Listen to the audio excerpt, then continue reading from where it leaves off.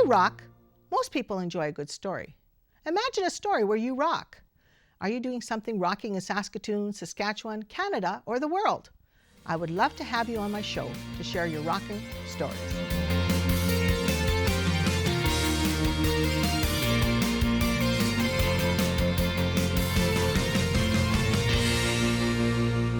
We are here with Boris Kishchuk, author. Welcome. Thank you. I see you have 4 lovely books you brought in. Yes, I did. Yes, I did. Yeah. So tell us how you got started in writing.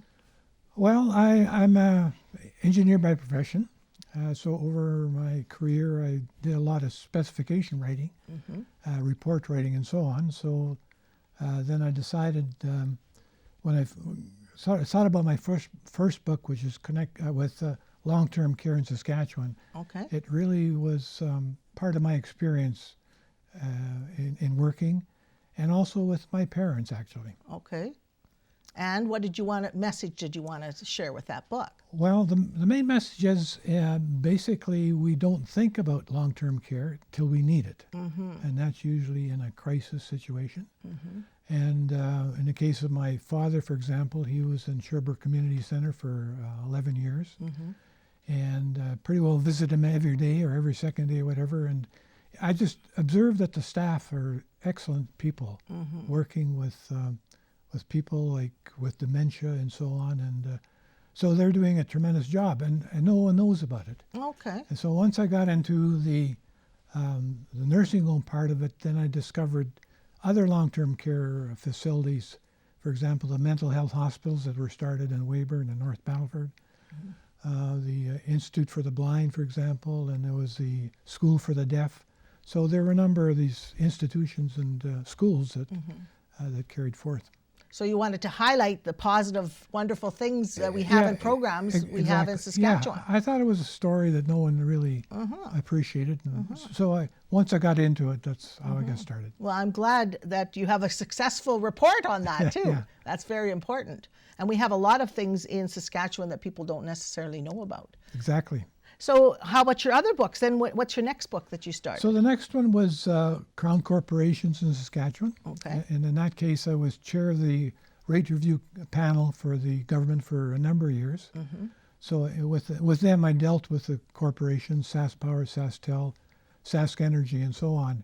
So that's how I got into that subject, and found it very interesting how Crown Corporation started in Saskatchewan. How did they start? Well, basically, they started about 1945, right after the war. Saskatchewan was a have-not province. It went through the Depression. And so there was very little industry in the province. And the government at that time said, well, the only way we can get people to come in, the industry to come in, is to actually finance them themselves, which they did. And so, but they started with a power, for example, SaskPower, and then Sask Energy, SaskTel, and then they got into the potash industry and other industries. So that's how it started. Not significant now because capital is coming into the province from outside, but in those days it wasn't, so they had to start it. So do you recommend keeping the Crown corporations? Actually, I do. The main utility ones, the private ones like potash or something, I think that's better handled by the private sector. But. So it looks like you've done a lot of research on your books. How about this one, Connecting with Ukraine? I'll hold that one up because it has a beautiful flags of both on it. Okay, so that's another story because I was with the University of Saskatchewan at one time, and I was taking U of S MBA students to Ukraine for a number of 9 years. So I took 6 students every year for a 3-week period. And so that's how I got into the Ukraine part of it. And then discovered that others were doing similar things in the province over the years. And as you probably know, Ukraine is now independent. And it didn't really happen by accident. People helped out, went over there, and so on. So I think it turned out well. It's still in a work in progress. There's still lots of political things happening in Ukraine. But what were some of the things that we were doing to help and connect with Ukraine? Are you talking about Saskatchewan or Canada as a whole? This is Saskatchewan, but it reflects Canada as a whole. Well, taking students over example. I took 6 students. So it gave the opportunity not for our students, for the students over in Ukraine to meet people from outside the country. Because remember, it wasn't until about 1990 that Ukraine was under the Iron Curtain. So they had very little exposure to Western people. So that's one thing. And then others went over at the same time. They helped in elections. So just keeping in contact. Keeping in contact is so important, and to know that they have support. Exactly. And other people are noticing what's going on in Ukraine, for sure. Exactly. That's for sure. Right. And so then your last book, you said, and when did this one come out? This spring, actually. This spring, okay. So your newest one. It's the newest one. So that's a little off the other ones. But all my life, I wondered why people kill each other. Sort of a simple question, but we're only here for a very short time. You're right, exactly. Why would you limit someone else's life? And so I wondered why that happened. And so I started looking at the possible reasons and the common denominator or the motivator for these. And so what I came up with possessions. In other words, we get angry about someone else's possessions. We get envious because of someone else's possessions. We get jealous because of someone else's possessions.